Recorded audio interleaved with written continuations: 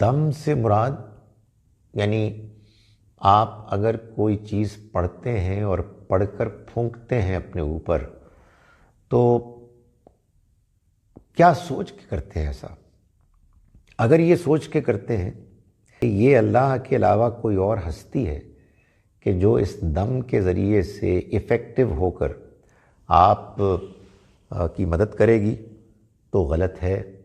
شرک ہے۔ لیکن اگر آپ یہ الفاظ پڑھتے ہیں، دعا کرتے ہیں اور اس یقین کے ساتھ کرتے ہیں کہ اللہ ہے کہ جو کرنے والا ہے اور ہم اس کے کلام کو پڑھ کر اس سے مانگ رہے ہیں، تو یقیناً یہ بحث تو ہو سکتی ہے کہ کیا یہ اللہ سے مانگنے کا صحیح طریقہ ہے، یعنی یہ طریقہ ہے کہ جو سب سے ایفیکٹو ہے، مگر یہ غیر اللہ سے مانگنا نہیں ہے۔